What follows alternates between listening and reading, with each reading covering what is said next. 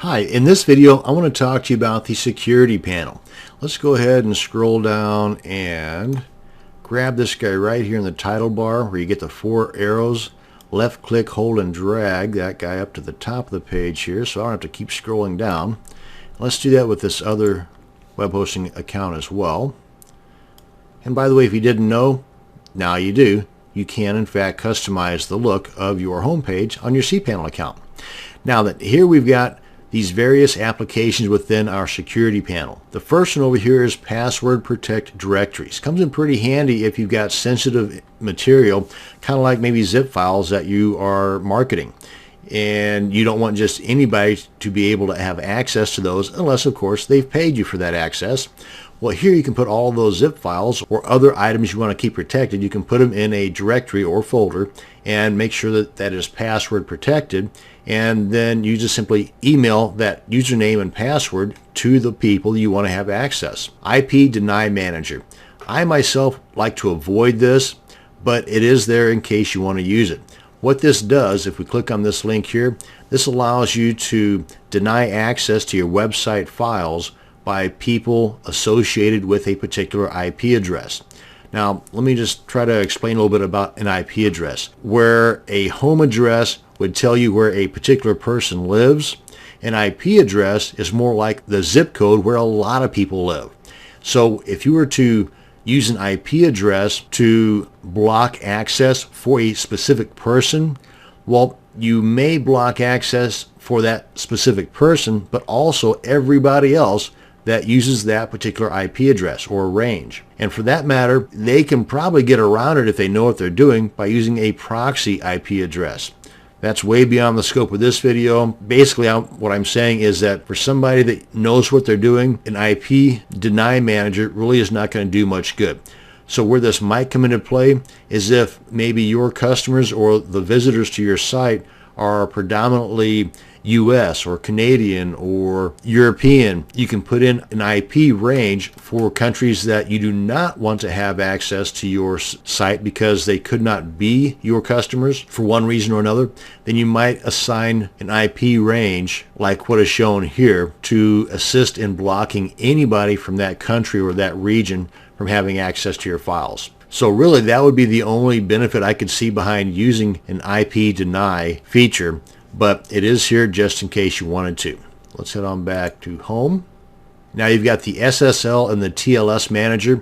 This allows you to generate and manage SSL certificates, keys, and signing requests. Now all of these are part of making your website more secure, kind of like this guy right up here. To be able to have your URL do this, where you got this little padlock thingy on the HTTPS, you need to have what's called an SSL certificate. And frankly, for me, it's pretty time consuming to not only learn this, but it's even time consuming once you've learned it to do it.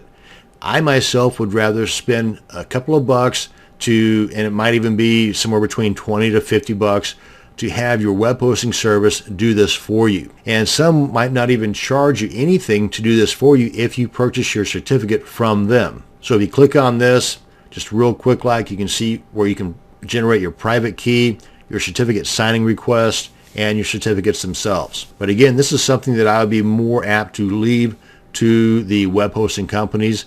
They would take a day or two to do it, but that day or two you can spend doing something else that might generate you money instead of spending money. But at least now you know where that information lies in case it's something you want to check into, or if somebody has a question about your SSL certificate, you might be able to find an answer there. Now, SSH or shell access. The SSH stands for Secure Shell, which is basically a network protocol, kind of like FTP. Only this guy here is a lot more secure than your typical FTP transfers. So with an SSH access, instead of using a username and a password that you do with an FTP setup, with these guys here, you're using a public key and a private key.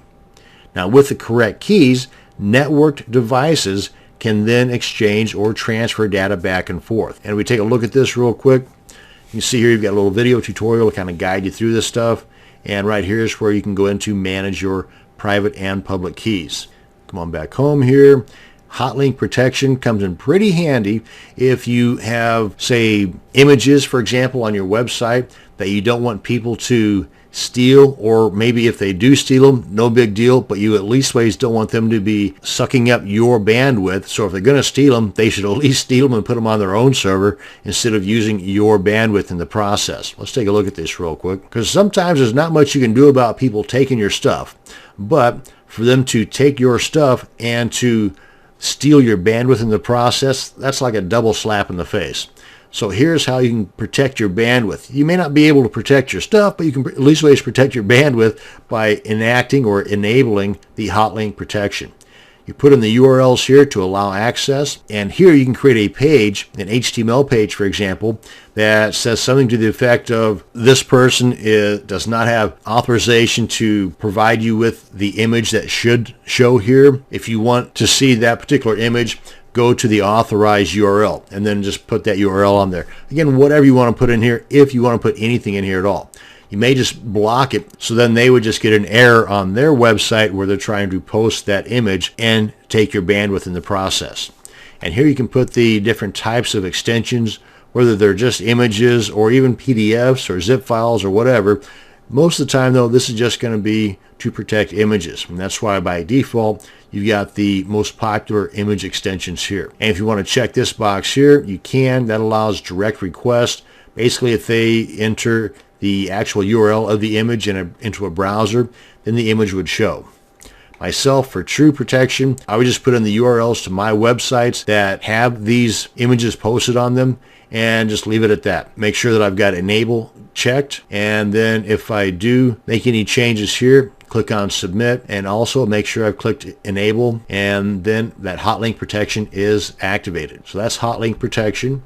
And under leech protection, this is pretty cool, especially if I've got like some outsourcers, people that I trust, to do some work on a particular directory or folder, and I give them username and password access to that folder, and then they turn around and give that information to some of their friends.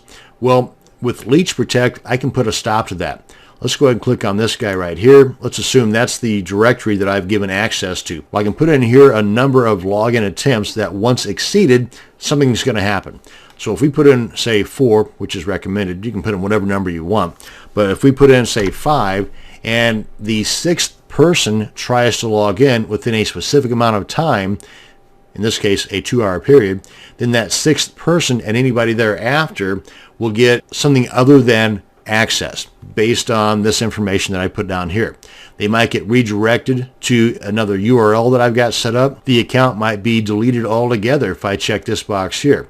And I would definitely want to check this box and put in the email address to me so that I would be alerted each time that this took place. And I also have this option down here where I can disable compromised accounts, where basically if this were to take place, then I would get an email alert.